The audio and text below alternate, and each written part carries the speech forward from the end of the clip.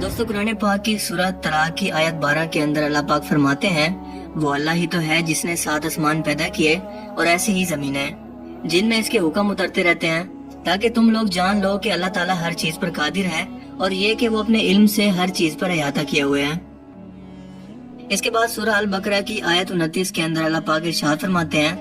वही तो है जिसने सब चीजें जो जमीन में हैं तुम्हारे लिए पैदा की, फिर आसमान की तरफ मुतवज्जे हुआ तो इसको ठीक 7 आसमान बना दिया और वो हर चीज से खबरदार है। इन आयत मुबारका से ये वाज़े हो जाता है कि वो आसमान जिसे हम अपनी ज़ाहिरी आंखों से आज देख रहे हैं वो महज एक आसमान तक महदूद नहीं है, बल्कि बिल्कुल इसी तरह के और इसी से मिलते जुलते 7 आसमान या कायनातें मौजूद हैं जो हमारी नजरों और सोच से बहुत बहुत दूर है। बिल्कुल इसी तरह से 7 जमीनों का भी जिक्र किया गया है जो एक साहिब अकल शख्स के दिमाग में ये सवाल जरूर पैदा कर सकती हैं कि तय बतय 7 आसमानों से और 7 जमीनों से दरअसल मुराद क्या है। क्या वाकई हमारी इस कायनात की जैसी कई और कायनातें भी वजूद रखती हैं, जहाँ पर इंसानों जैसी या कोई भी और मखलूक वजूद रखती है और यहाँ पर अल्लाह ताला के अहकामात भी नाजिल होते हैं जो कि हमारी मौजूदा कायनात से बिल्कुल अलग और जुदा है, या फिर इससे मुराद जमीन के गिर्द मौजूद कुदरती हिफाजती तहें जैसे कि ट्रोपोस्फेयर, स्ट्रेटोस्फेयर, मेसोस्फेयर, थर्मोस्फेयर, जमीन का कुदरती मैग्नेटिक फील्ड या फिर ओजोन लेयर वगैरह हैं जो कि हमारी जमीन को हर लम्हा खला से आने वाले बैरूनी खतरात से बचाती हैं और जमीन पर जिंदगी के वजूद को कायम रखने के लिए इंतहाई जरूरी हैं। जहाँ तक आसमानों की बात है तो इस बात के अंदर कोई शक नहीं कि 7 आसमानों से मुराद हमारे आसमान जैसे 6 और जहाँ भी हैं, जिसका वाज़े तौर पर जिक्र कुरान करीम के अंदर कई मकामात पर किया गया है। कुरान करीम के अंदर 250 से ज्यादा मकामात पर आसमान का जिक्र किया गया है, जैसा कि सूरह अन-नबा की आयत 12 के अंदर अल्लाह पाक इरशाद फरमाते हैं, और हमने तुम्हारे ऊपर 7 मजबूत आसमान बनाए।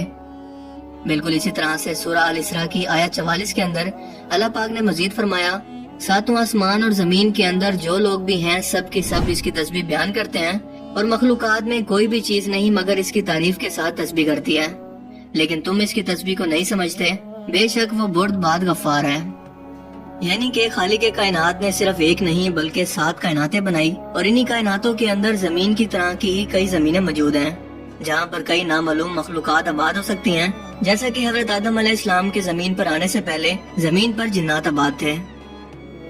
इसके अलावा नबी पाक सल्लल्लाहु अलैहि वसल्लम का सफर मेराज इस बात का वाज़ेह तरीन सबूत है, जब अपनी जनती सवारी बुराक पर सफर करते हुए हजरत जिब्राइल अलैहिस्सलाम के हमरा तमाम आसमानी रास्तों को आप सल्लल्लाहु अलैहि वसल्लम ने पार किया,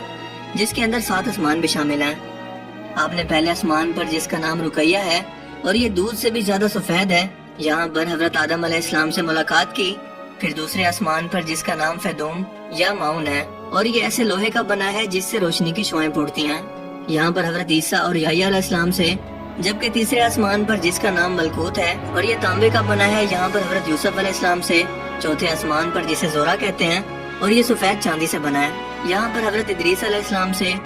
5वें आसमान पर जिसे मजीना कहते हैं और ये सुर्ख सोने का बना है, हजरत हारून अलैहिस्सलाम से। 6ठे आसमान पर जिसका नाम खालिसा है और ये चमकदार मोतियों से बना है, यहाँ पर हजरत मूसा अलैहिस्सलाम से। और 7वें आसमान पर जिसका नाम लाबिया या दामे है और ये सुर्ख याकूत से बना है, यहाँ पर हजरत इब्राहिम अलैहिस्सलाम से मुलाकात की और इसी जगह पर बैतुल मामूर भी मौजूद है। यानी कि जमीन पर मौजूद खाना काबा की ही तरह का एक और काबा, जिसका हर वक्त 70,000 फरिश्ते तवाफ करते हैं और जो एक बार इसका तवाफ कर ले इसकी दोबारा जिंदगी पर बारी नहीं आती। इन्हीं 7 आसमानों के ऊपर जन्नत और जहन्नुम मौजूद है और जन्नत का हर दर्जा एक सियारे की सूरत में मौजूद है। इसी तरह जहन्नुम के भी 7 दर्जे हैं, यानी कि 7 सियारे या प्लेनेट इसके ऊपर सिदरतुल मुंतहा यानी कि बेरी के दरख्त तक मौजूद हैं, जो कि हर मखलूकात की हद है। और इससे आगे कोई भी मखलूकात अगर बढ़ना भी चाहे तो वो जल कर खाक में बदल जाएगी। लेकिन अल्लाह के रसूल सफरे मेराज पर इससे भी आगे तशरीफ ले गए और हजरत जिब्राइल अलैहिस्सलाम इस दरख्त के पास ये कहकर रुक गए कि ऐ अल्लाह के रसूल, ये मेरी हद है, अगर मैंने इससे एक कदम भी आगे बढ़ने की कोशिश की तो मेरे पर जल जाएंगे। सिदरतुल मुंतहा के ऊपर अल्लाह ताला का अर्श मौजूद है, जो कि जमीन और आसमान या इस पूरी कायनात का अहाता किया हुआ है। क़यामत के रोज हर जिंदा चीज को फना होना है, इसलिए जन्नत और जहन्नुम को 7 आसमानों से अलग या जुदा बनाया गया है, क्योंकि क़यामत के बाद भी वो कायम रहेंगे।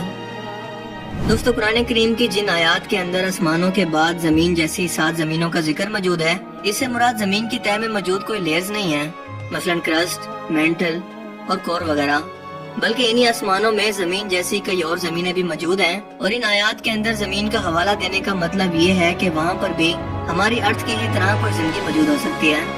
और ये जिंदगी किस सूरत के अंदर मौजूद है हम कुछ नहीं जानते।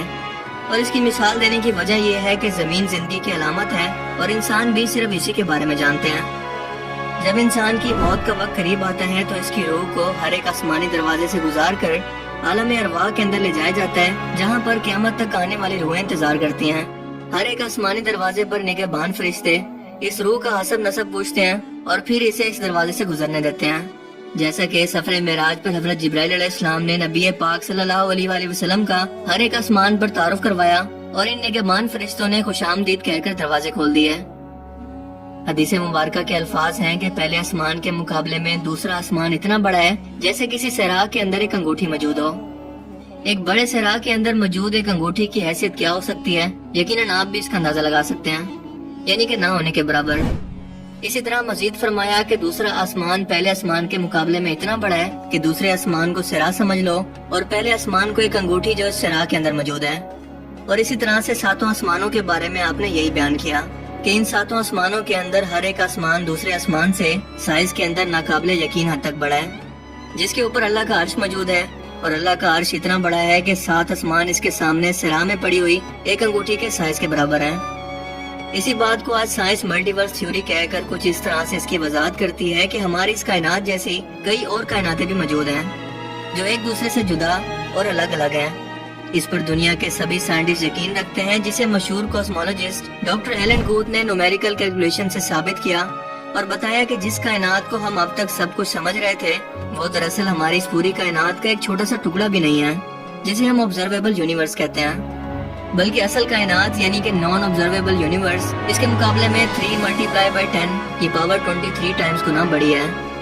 यानी कि ऐसी कायनात जिसे हम ना तो देख सकते हैं, ना ही इसका मुशाहिदा कर सकते हैं और ना ही कभी इसे देख पाएंगे।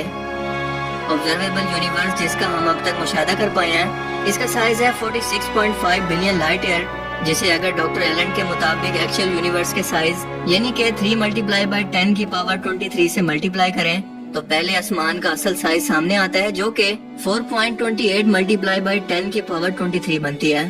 यानी कि एक आसमान से दूसरे आसमान तक की दूरी, जहां तक पहुंचने का वक्त नापने के अंदर शायद वक्त का पैमाना ही कम बढ़ जाए, जहां तक इंसान पहुंचने का तसव्वुर भी नहीं कर सकता। बल्कि हकीकत तो ये है कि वो अपने करीब तरीन चांद पर भी जाने के काबिल नहीं हो सका। 7 आसमानों पर पहुंचने के बारे में सोचना तो किसी बेवकूफी से कम नहीं।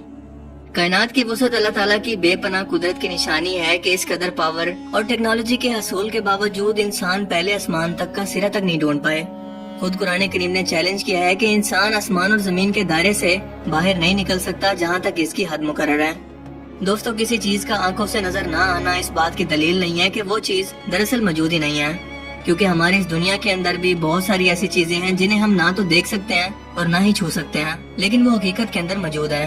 और हम इन चीजों को सिर्फ इसलिए मानते हैं कि ये हमारे मुशाहिदे की चीजें हैं और हम मुशाहिदे का इनकार नहीं कर सकते। मसलन gravity, dark matter, dark energy, electromagnetic waves और इस तरह की कई चीजें हमारी दुनिया और कायनात के अंदर मौजूद हैं, लेकिन हमें नजर नहीं आती। 7 आसमानों का तस्वुर भी जरा मुख्तलिफ नहीं है, क्योंकि वो हमारी नजरों से किसी मसलत की वजह से पोशीदा है। इस अजीम शान कायनात की तख्लीक के बारे में दुनिया का तकरीबन हर शख्स बिग बैंग थ्योरी पर यकीन रखता है, जिसके मुताबिक हमारी कायनात एक नथिंग पॉइंट से एक सिंगुलैरिटी के अंदर बंद थी, जिसका मैस अनलिमिटेड था और ग्रेविटी हद से ज्यादा। सो ये एक बड़े धमाके से फट कर बिखर गई, जिससे मौजूदा कायनात, स्टार्स, गैलेक्सीज और नेबुलास वगैरह सब कुछ बना। और ये भी कि ये हर लम्हा रोशनी की रफ्तार से मुसलसल अब तक फैल रही है, जैसे कि धमाके के बाद होता है कि चीजें दूर दूर तक बिखर जाती हैं